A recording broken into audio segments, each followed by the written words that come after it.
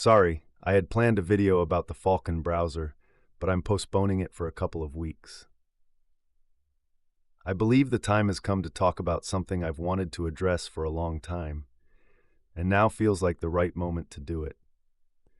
I want to address it together with you, trusting in the common sense that I've seen emerge from many of you, especially in the comments. I recently saw a video in which open source projects were accused of being havens for perverts and pedophiles.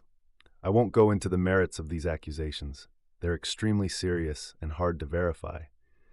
I feel a bit uncomfortable having to even consider judging Debian or Ubuntu on the basis of such extreme claims. I don't believe it's right, appropriate, or ethical to publicly expose real people with jobs, families, lives, and accuse them of such serious crimes in front of thousands of viewers. We're not talking about Snap here. We're not talking about me saying Ubuntu is a cancer or failing as an operating system. Those are the words of a passionate Linux user based on personal experience. Just like saying the new Dodge is a wreck or a great car, it's an opinion about software. But here, we're talking about human beings, people like us.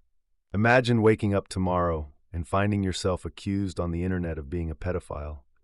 Or imagine that you were accused and even convicted in the past of sexual harassment, but someone keeps bringing it up again and again. Hasn't the sentence already been served?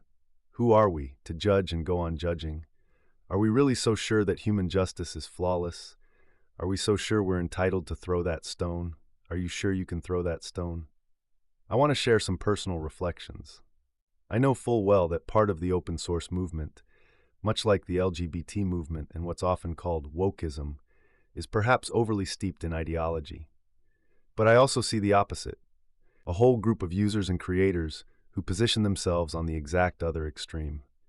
In my view, they closely resemble the very radical cheek they criticize, ending up behaving in much the same way, just in reverse.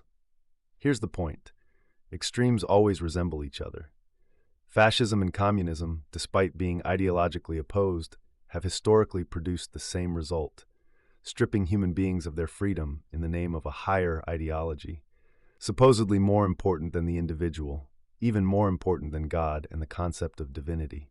And that same feeling, that same discomfort, comes back to me every time I confront both ends of today's cultural debates. Because, unfortunately, I confront everyone, and every time I get judged. When I say, for example, that sexual orientation should not be a metric to judge a person, but I also affirm that humanity has evolved thanks to masculinity and femininity, thanks to the presence of mothers and fathers, I'm immediately accused of being reactionary, or even fascist. If anything, I see myself as one of the others. I deeply appreciate how the ancient Romans dealt with these matters. For them, homosexuality was natural, widespread, even preferred in some contexts. But they would never, ever have dreamed of replacing the concept of familia, which was one of the founding pillars of Roman civilization. There was a clear distinction. Sexuality was free, but family remained the core of social order. And I believe we could learn a great deal from that ancient wisdom. Yet when I explain this perspective to others, I'm often labeled as naive, stupid, or even offensive. Apocalyptic rhetoric kicks in, people invoke secret particles and cosmic theories, and I get lumped into the radical chic category, at least by those listening from the political left. It's all very paradoxical. I sincerely believe we've lost all sense of balance and shared values. Our world has become so extreme that it's practically unrecognizable, and this bothers me deeply. It penalizes me, personally and intellectually. I see countries where two people of the same sex are persecuted simply for loving each other, and at the same time, I see places where two people of the same sex are allowed to raise a child as if it were nothing, as if that child didn't have a natural and fundamental right to both a mother and a father. The very concept of mother and father is being distorted, as is the idea of love, and the respect owed to motherhood and to the feelings of others, including children. We live in a difficult world, and I've noticed that many of us, so many of us, are stuck in the middle, trapped between two extremes, and out of fear of being labeled fascists on one side or bourgeois hypocrites on the other, we choose silence. We self-censor. But it is precisely that silence which is destroying our cultural balance. I live with this tension every day, even on my own channel. It doesn't matter what I talk about. Even if I review Serenity OS, someone will find a way to drag in the LGBT movement or woke ideology. And I want to be clear, I believe the LGBT movement was born out of a real historical need. It's undeniable that millions of people have been persecuted, even passively, by a society that was narrow-minded, blind, and puritanical. But now, it feels like we've gone too far in the opposite direction. It's as if the suffragettes of the 1800s were marching in Washington in 2025, still claiming to be oppressed, when in reality, the fight, for the most part, has been won. I'm not saying discrimination doesn't exist anymore, but now there's something else going on. There are people who seem intent on turning us against each other. Men against women, women against trans people, lesbians against men, everyone against everyone.